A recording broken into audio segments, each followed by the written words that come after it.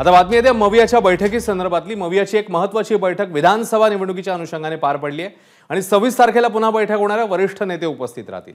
मुंबईतल्या जागा वाटपात मवियामध्ये शिवसेना ठाकरे गट हाच मोठा भाऊ असणार आहे। शिवसेना ठाकरे गटाला अधिक जागा देण्याबाबत काँग्रेस आणि शरद पवारांचा राष्ट्रवादी पक्ष सकारात्मक आहे। मुंबईतल्या जागा मेरिटनुसार लढण्यावर आजच्या बैठकीमध्ये एकमत झालंय। तर 26 तारखेला म्हणजे सोमवारी पुन्हा एकदा एक बैठक होईल। मात्र आजच्या बैठकीमध्ये मुंबईमध्ये जास्त जागा या ठाकरे गटालाच देण्यात याव्यात यावर एकमत झाल्याचं आता समजतंय।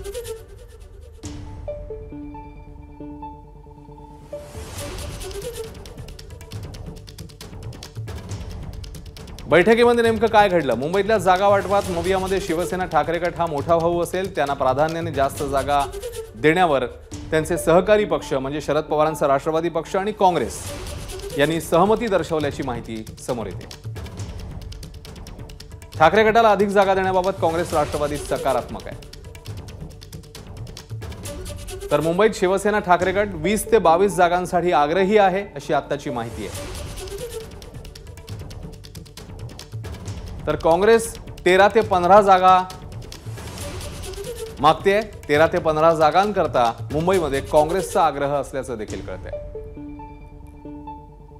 तर शरद पवारांच्या राष्ट्रवादीने 5 ते 7 जागांवर मुंबईमध्ये दावा केलाय।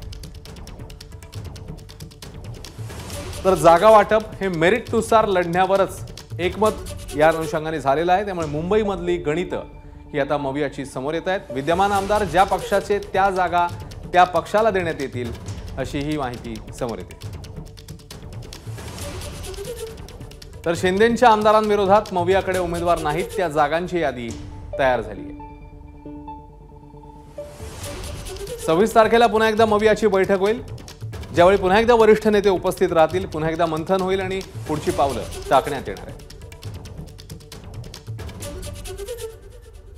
घटक पक्षांनी स्वतःच्या उमेदवारांसाठी केलेल्या सर्व्हेवरही चर्चा होणार आहे।